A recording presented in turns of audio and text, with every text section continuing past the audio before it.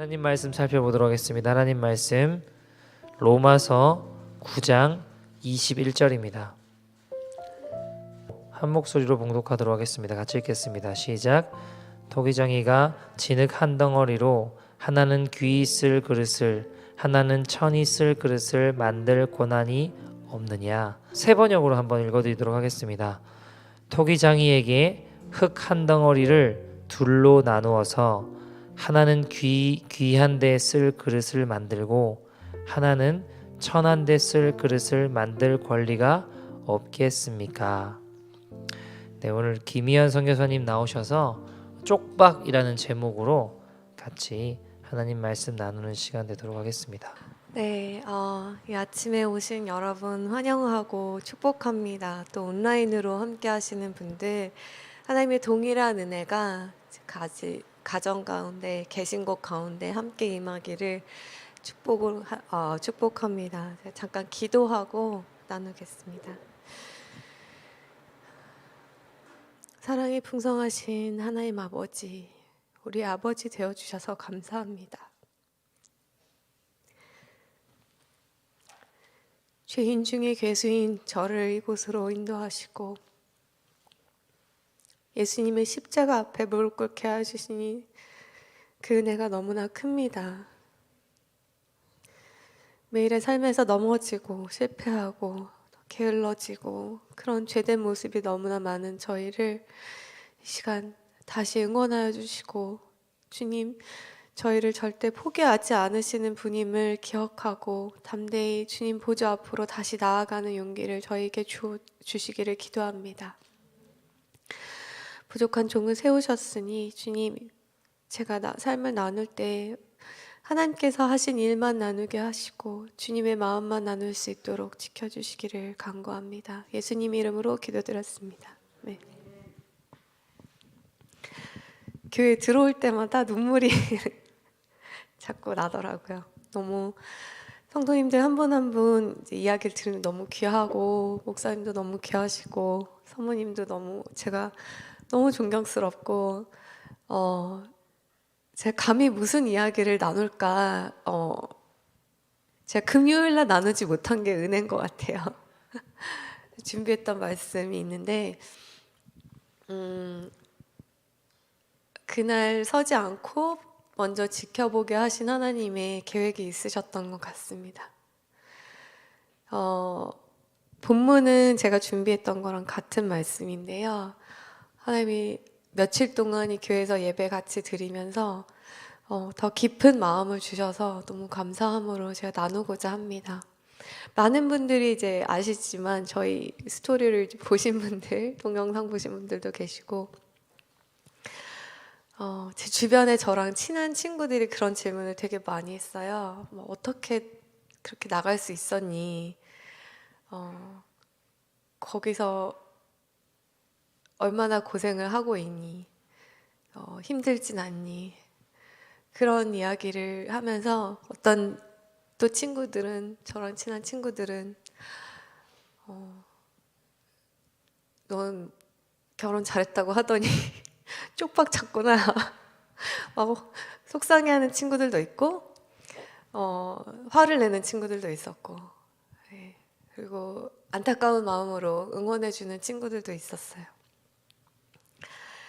근데 저나 저희 남편 김태훈 선교사나 항상 저희가 하는 말이 있어요. 다른 거는 다 자신이 없는데 이 말은 너무 자신 있게 하고 다녀요. 그게 뭐냐면 그 결정을 후회하지 않고 너무 기쁘다고. 그리고 또 저에게 어려운 시간들이 있었지만 시간을 되돌리고 싶지 않다는 말을 감히 저희가 합니다. 남편이 병을 얻었지만 그거를 되돌리고 싶지는 않다. 그 시간을 되돌려서 없는 것으로 하고 싶지 않다는 말을 저희가 감히 합니다. 그 고백은 저한테서 나온 고백이 당연히 아니겠죠. 제가 어떻게 그거를 이겨요? 제가 어떻게 그 삶의 고난을 제 힘으로 이겼다고 할 수 있겠어요? 저에게는 정말 엄청난 사건이었고 무너지는 사건이었는데 일어날 수 있었던 건 정말 온전히 하나님의 은혜였던 것 같습니다.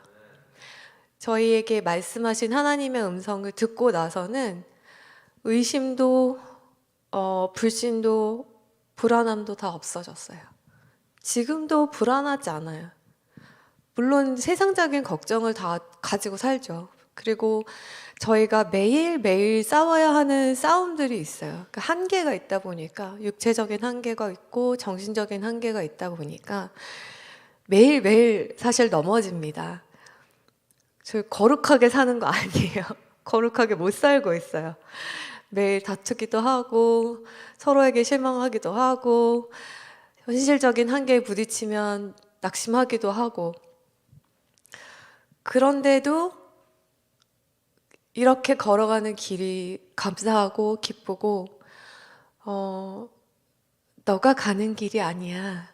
내가 너를 안고 가는 길이야 라고 말씀하셨던 예수님의 음성이 저를 붙들고 매일매일 살아가게 하는 것 같습니다. 오늘 제가 로마서 9장 말씀을 함께 나누고자 했는데, 토기장이에게 흙 한 덩이를 둘로 나누어서 하나는 귀한 데 쓸 그릇을 만들고 하나는 천한 데 쓸 그릇을 만들 권리가 없겠느냐. 이 말씀이 저는 제 젊었을 때는 굉장히 불공평하다고 느꼈던 것 같아요. 귀하게 쓰이는 그릇은 기쁘겠지만 천하게 쓰이는 그릇은 자기가 천한 걸 알면 얼마나 열등감도 느끼고 나는 뭐지? 이런 생각을 느끼게 되지 않겠어요? 왜 이렇게 말씀하셨을까? 귀한 그릇을 귀하게 만드시고 천한 그릇은 천하게 만드셔서 천한 사람은 비참하게 이렇게 하시는 게 주님의 뜻인가? 그게 공평하신 하나님인가? 이런 질문을 했었던 것 같아요. 잠시 제 개인적인 얘기를 드리자면, 저의 힐링 장소가 부엌이에요. 제가 이렇게 막 살림하고 요리하고 이렇게 깨끗하게 정리하고 이런 걸 너무 좋아해서 이제 음식을 해가지고 예쁘게 내면 너무 기분이 좋죠. 근데 저의 지금 상황은 어떻습니까? 저에게는 아들 셋 플러스 너무나 천진난만한 남편이 있습니다. 4명의 남자애들은 아니고 남자들이 열심히 예쁘게 이렇게 차려가지고 막 과일도 예쁘게 깎아가지고 예쁜 접시에 이렇게 딱 갖다 주면 제가 돌아서서 손 씻고 딱 오면 3초 만에 다 없어져 있어요. 저는 이게 우아하게 천천히 즐기고 싶은데, 그래서 어느 순간부터는 제가 그냥 편한 그릇을 꺼내가지고 수복이 담아서 대충대충 깎아가지고 모양도 없이 깎아가지고 내서 같이 앉아서 이제 먹게 되더라고요. 어느 순간 이런 생각이 들었어요. 제가 되게 아끼는 예쁜 그릇이 있어요. 그리고 예쁘지 않고 막 쓰는 그릇인데 아무데나 처박아 두지만 근데 매일 쓰는 그릇이 있는 거예요. 이 예쁜 그릇도 못생긴 그릇도 똑같이 제 마음속에서는 귀하게 쓰고 있더라고요. 예쁜 그릇을 예쁜 그릇대로 매일 쓰임 받진 못하지만 어느 한순간, 정말 중요한 한순간 그 가치를 바라게 되는 거고, 매일 쓰는 그릇은 대단히 중요하게 여기지는 않지만 너무너무 귀하게 제가 매일매일 너무 잘 쓰고 있는 거예요. 이 로마서 말씀이 그런 뜻이 아닐까라는 생각을 했습니다. 저희가 항상 매일 주님의 은혜 가운데 눈물을 흘리면서 정말 불과 같은 영성을 가지고 매일매일 평생을 죽을 때까지 살면 너무 좋겠죠. 그러기를 저도 소망하고 계속 간구하면서 살기는 해요. 그런데 인생 가운데는 항상 그런 시간만 있진 않더라고요. 굉장히 메마른 것 같은 시간도 있고 하나님이 말씀하시지 않은 것 같은 시간도 있고, 어떤 때는 주님이 더 이상 나를 사랑하지 않으시나? 하나님이 더 이상 나의 기도를 안 들으시나? 나를 버리셨나? 라고 느껴지는 그런 순간도 있어요. 아무리 기도를 해도 변하지가 않고 저는 너무 힘들고 답답하고 한계에 부딪히고 정말 죽을 것만 같은 그런 순간이 그때 끝났을 것 같았는데 몇 년이 지나서 또 오고 몇 년이 지나서 또 오고, 그런 순간은 계속 오더라고요. 그래서 저희가 에티오피아에서 있으면서 간지 1년 만에 이제 남편이 진단을 받고 그때 하나님의 음성을 듣고 그 어려운 시간을 너무 제가 보기에도 기특하게 잘 이겨냈어요. 근데 몇 년이 지나니까 이 현실에서 저를 이렇게 누르는 문제들이 굉장히 많이 저를 이제 바닥을 쳤다고 생각했는데 바닥에 가니까 지하 2층이 있고 또 몇 년 지나니까 지하 3층이 있고 또 몇 년 지나니까 지하 5층이 있고 계속 내려가더라고요. 변화가 없는 것 같고 열매가 없는 것 같아서 굉장히 힘들었습니다. 가장 힘들었던 때는 이제 남편 진단 받고 저희가 에티오피아에서 마지막 1기 사역의 마지막 6년 차 때 너무 모든 게 다 그냥 누가 뭐라고 하지 않았는데도 힘들고 누가 건드리면 막 폭발할 것 같고 막 이런 순간들이 있었어요.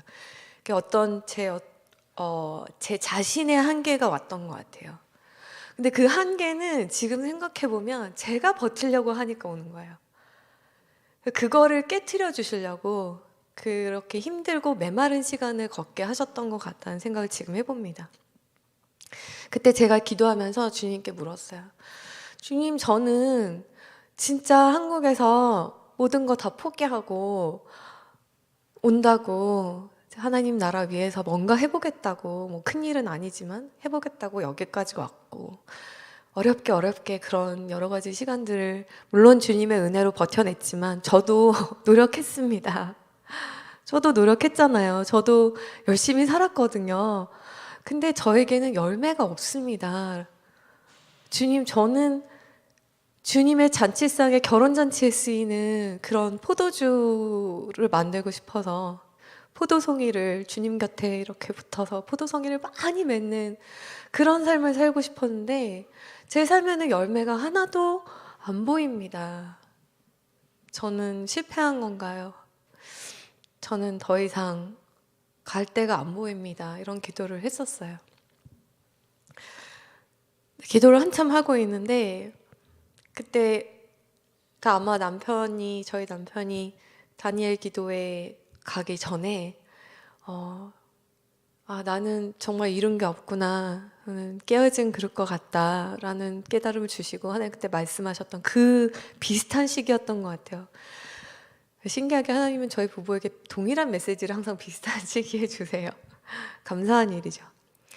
이제 그렇게 기도를 하고서 막 울었던 것 같아요. 너무 막 눈물이 나지 않는 울음이 혹시 이해가 되시나요? 너무 아프고 너무 힘들어서 눈물이 이제 나지 않는 거예요. 너무 메말라 있는 제 자신을 보았어요. 포도나무 가지가 돼서 이렇게 예수님께 딱 붙어 있고 싶은데 제 가지는 말라서 죽어버리는 듯한 그런 느낌? 기도를 하고 있는데 그림을 하나 보여주셨어요. 아니야, 내가 너에게 원하는 거는 이거야 라는 그런 음성 같았어요. 근데 포도송이가 아니라 표주박이 이렇게 달려있는 나뭇가지를 보이는 거죠. 그래서 제가 이렇게 말씀을 드렸어요. 기도하다 말고 잠깐만요. 이거는 열매가 아니잖아요, 주님. 저는 그 예수님이 말씀하신 딱 그거 포도 열매. 저는 그 열매.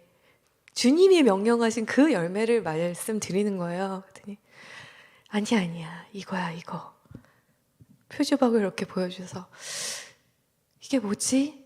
하고 있는데 말씀하시기로 표주박을 번호로 촥 깨트려서 그 안에 있는 것을 다 긁어내고 그것을 바짝 말려서 제 손에 쥐어주시는 그림을 봤어요. 하고 충격이 왔죠. 이게 뭐지? 그때 주님이 제 마음 가운데 주시는 말씀은 내가 너에게 원하는 열매는 이런 거야. 네가 온전히 내 아들이 깨어진 것처럼 깨어져서 너의 안에 있는 것을 다 비워내고 말려져서 단단한 표주박이 되어서 거기에 내가 너에게 주는 생명수를 내가 너에게 원하는 나의 백성들에게, 나의 사람들에게 길어 날라주기를 원하는 거야. 이렇게 말씀하시더라고요. 충격이었죠. 처음에 그렇게 제 마음에 말씀을 주실 때는 기쁘지 않았어요. 제가 하고 싶었던 모양이 있는 거예요. 화려하고 뭔가 정말 이렇게 막 근사하고 잔치상에 쓰임받고 싶었는데 표주박이야, 막말로 쪽박이야, 이렇게 얘기를 하시더라고요. 그때 이제 제 친구가 했던 얘기가 생각이 났죠. 너는 잘 산다고 가더니 쪽박 찬 거 아니냐. 너가 그렇게 열심히 믿는 예수님, 하나님은 무엇을 하신 거냐. 그때 알게 됐어요. 아, 이거구나. 이게 세상이 봤을 때는 쪽박이지만 하나님이 봤을 때는 생명수를 나르는 일을 제가 하나님이 맡겨주신 거예요. 제가 하는 게 아니라 맡겨주신 거더라고요. 감사했습니다. 그 깨어지고 내 안에 있는 것이 계속 쏟아져 나와야 하고 말려줘야 하는 그 과정이 힘들고 답답하고 하나님이 함께 하시지 않는 것 같은 그런 순간들이 있지만 하나님은 포기하지 않으신다는 그 말을 이제 목사님도 하셨었는데 내가 포기하지 하나님 포기하지 않으신다. 정말 맞는 말인 것 같더라고요.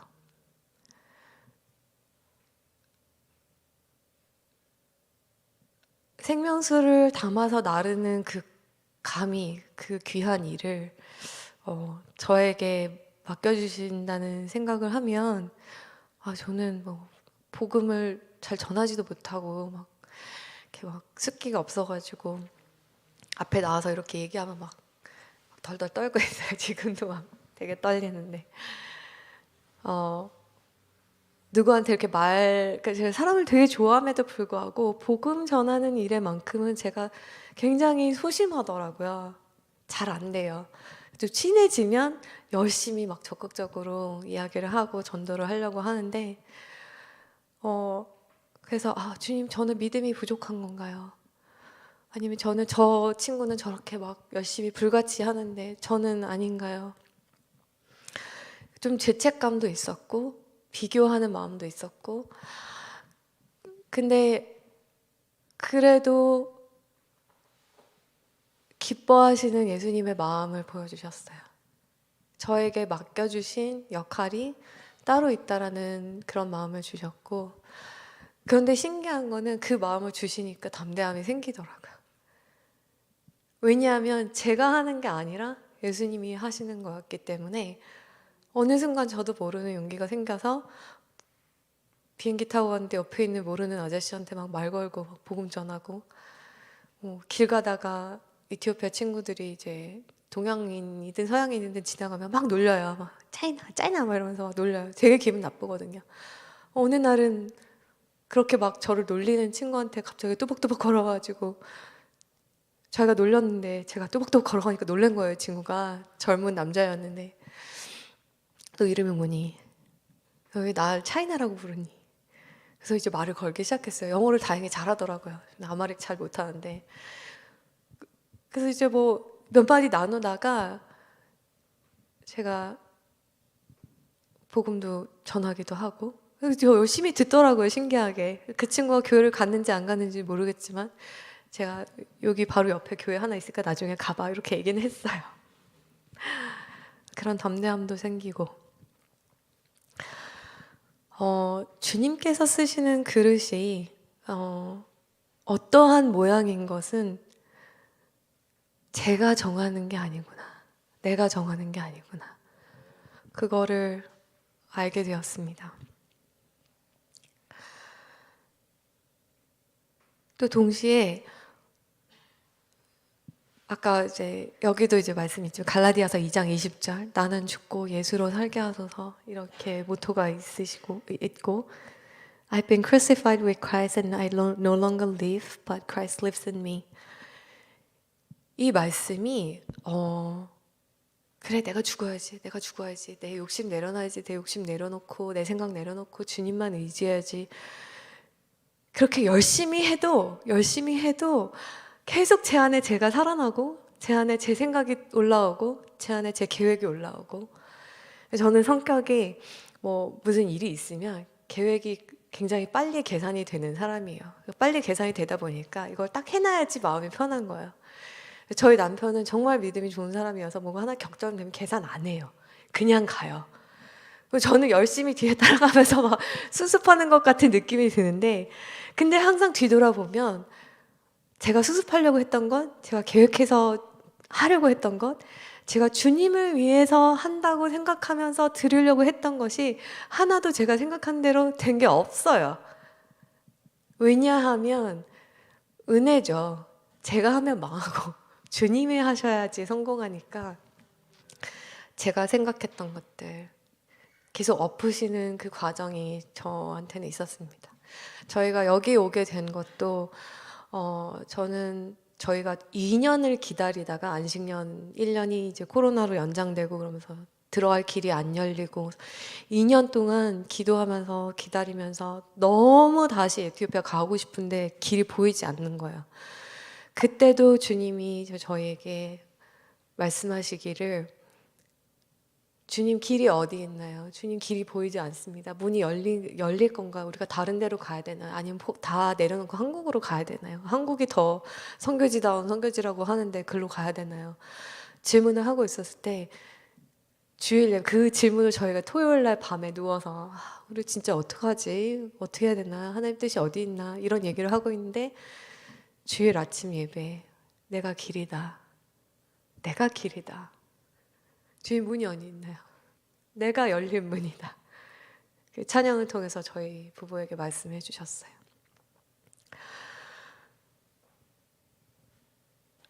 주님이 내가 죽는다는 것이 어떤 의미인지 제가 되게 오랫동안 잘 이해가 안 됐어요. 저는 열심히 죽으려고 노력하는데 죽어지지가 않는 거죠. 그리고 어느 순간 내가 이것도 했고 이것도 했고 이것도 했고 이것도 했고가 나의 의가 되기 시작했어요. 지금 저는 말씀 통독도 했고 뭐 큐티도 하고 매일 기도도 하고 매일 뭐 친구들 이름 다 적어놓고 다 기도하고 뭐 주님 제가 교회에서 이것도 했고요, 뭐 학교에서 이것도 했고요, 뭐 누구를 위해서 기도해줬고요. 제가 죽은 것 같은데 왜 저는 안 죽은 것 같죠? 라는 질문을 했는데 저랑 친한 친구 중에 하나가 그 패러글라이딩, 낙하산? 패러글라이딩 이런 거를 좋아하는 그 형제가 있었어요.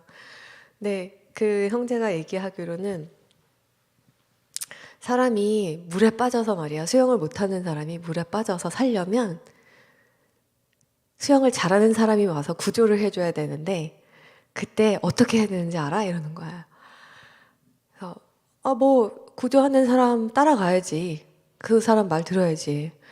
근데 그 친구가 진짜 사람이 급해져서 물에 빠져 죽을 순간이 되면 아무것도 안 보여서 구조하는 사람을 잡아 끌어내린다는 거예요. 그래서 구조하는 사람들이 가면 그 물에 빠져가는 사람을 가면 이렇게 몸을 확 돌려서 목을 끌어안고 붙들지 못하게 한대요. 근데 그때 물에 빠져가는 그 사람이 몸에 힘을 주고 자기가 수영하려고 그러면 같이 빠진다 그러더라고요. 힘을 완전히 빼고 맡겨야지 구조받을 수 있다고. 근데 낙하산도 그렇고 패러글라이딩도 그렇고 모든 그런 종류의 스포츠가 자기가 못하는 사람이면 강사가 이제 앞에다 메고 낙하산을 뛰어내리는데 진짜 무섭대요, 처음에는. 왜냐하면 자기 앞에 아무것도 잡을 게 없으니까 이 강사를 잡고 싶고 강사 뒤에서 이제 매달려 있고 싶은데 강사는 항상 앞에다 세우는 거죠.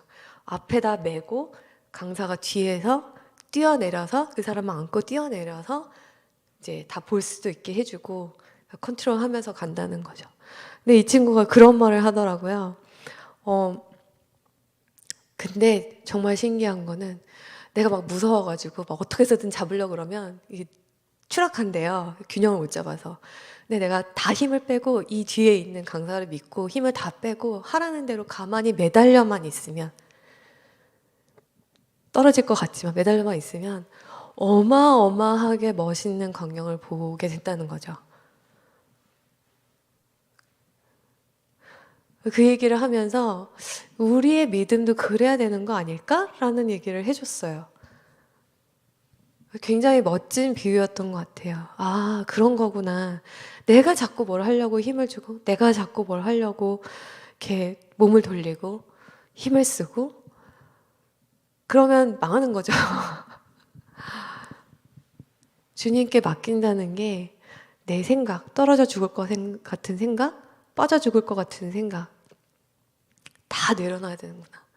다 내려놔야지 살 수 있다는 걸 깨달아야지 되더라고요. 주님께 온전히 맡기면 주님이 다 하시는데 그거를 제가 못 기다리고 어떻게 해서든지 뭔가 내가 해보려고 하고 어떻게 해서든지 내가 이뤄보려고 하고 핑계는 되게 좋죠. 주님을 위해서.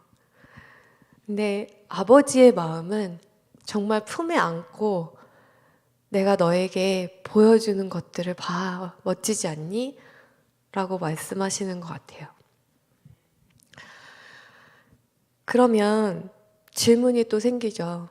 그러면은 다 내어드리고 주님이 원하시는 대로 그런 모양의 그릇으로 천하면 천한 대로 유용하면 유용한 대로 귀하면 귀한 대로 쓰임받는 그릇으로 나는 가만히 있으면 되는가. 그런 묵상을 하고 있었는데 에스라 7장 19절 말씀을 보게 됐습니다. 통독하던 중에 제가 새 번역으로 읽어드리겠습니다. 그대에게 맡긴 모든 그릇은 예루살렘의 하나님께 바치되 그대가 섬기는 하나님의 성전에서 예배를 드릴 때에 쓰도록 하여라. 저희 이제 남편이 깨어진 그릇이라는 책을 내고 나니까 성경에서 그릇에 대해서 어떤 말을 했는지 궁금한 거예요. 찾아보기도 하고 통독하던 중에 에스라서 말씀이 굉장히 크게 다가왔어요. 저희를 그릇으로 빚으셨다라는 표현이 있잖아요. 내가 그릇이라고 생각한다면 나는 그냥 가만히 쓰임 받을 때까지 기다리기만 하면 되는가? 아니요.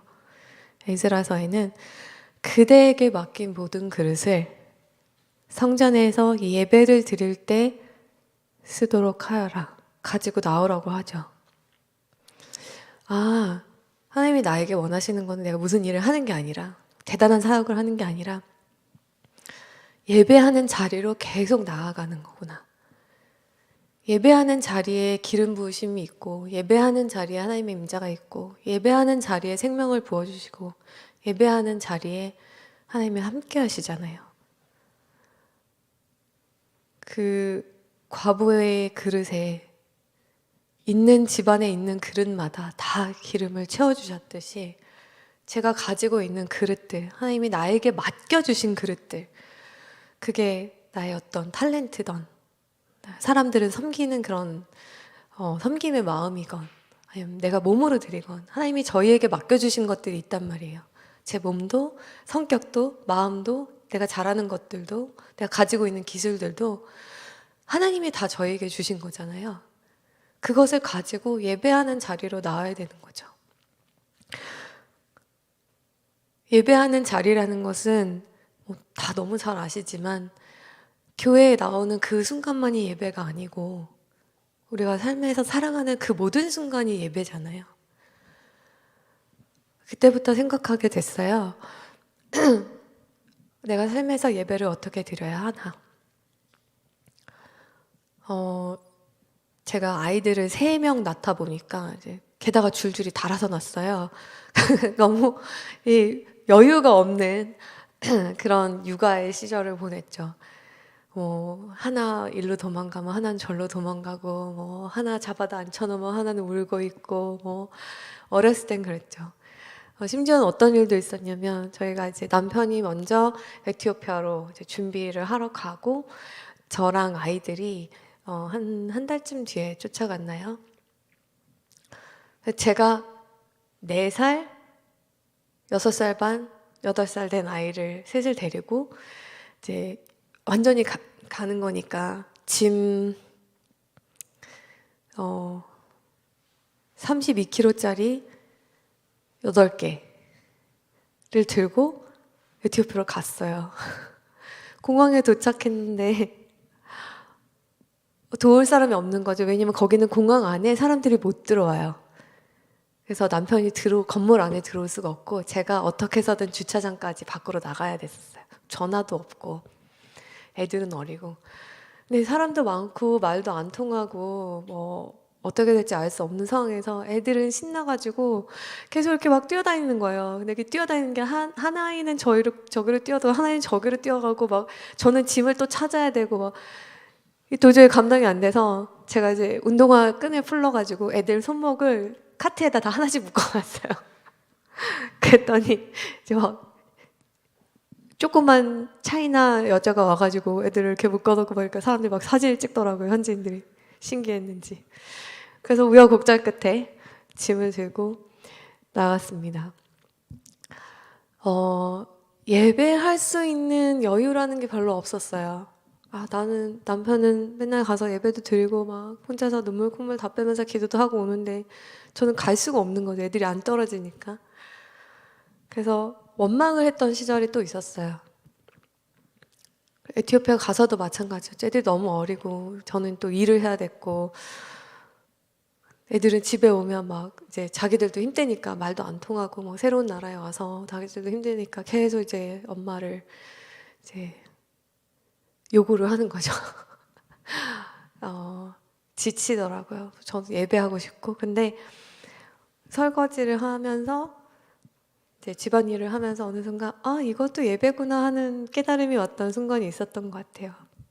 하나님 원하시는 예배는 이런 것도 예배가 될 수 있겠다. 아이들을 돌보면서 그냥 그 시간에 찬양을 하고 기도를 하고 말씀을 본다고 예배가 아니라 그냥 그 삶의 자리를 하나님께 인정해 드리는 거. 주님 이곳에도 계시고 부엌에도 계시고 아이들과도 계시고 내가 힘들 때도 계시고 잘 때도 계시고 늘 계시는 분이고 우리 집에 늘 계시는 주님을 내가 인정해 드리고 하나님 오늘 힘들었어요. 남편하고 얘기하듯이 아이들하고 얘기하듯이 그냥 중얼중얼 기도하는 그런 습관이 그때부터 생겼던 것 같아요. 근데 그렇게 막 교회 못 가서 화가 나고 나만의 시간을 나만의 예배 시간 뭐 앉아서 말씀 묵상하려고 하면은 막 여기서 엄마 저기서 엄마 말씀이라도 좀 보게 해달라고 막 이러면서 제가 막 화를 내기도 하고 엄마 기도할 땐 건들지 마! 막 이러기도 하고 진짜 아이들한테 미안하죠.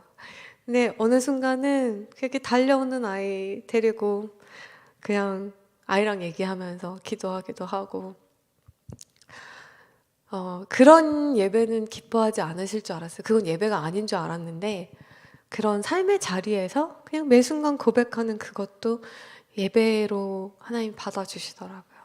그래서 예배라는 것은 대단한 것이 아니라 그냥 매 순간 하나님이 나에게 맡겨주신 그 그릇들로 그냥 빈 그릇을 가지고 나와서 하나님이 채워주신 은혜로 또 하루를 살고 그 그릇에 담아주신 기름으로 또 하루를 먹고 살고 또 그릇이 내가 좀 여유가 있어져서 그릇이 많아지면 그걸 또 내가 쓰고 나눠주기도 하고 이러는 거구나 라는 깨달음을 또 주셨습니다.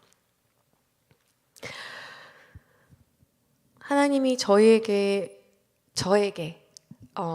원하시는 모습이 또 하나 있었어요. 계속해서 그 선교지에서 살아가면서 저를 다듬어 주시는 것 같아요. 그러니까 이게 다였나? 했더니 또 한 단계가 있고 이게 다였나? 했더니 또 한 단계가 있고 매일매일 넘어지잖아요.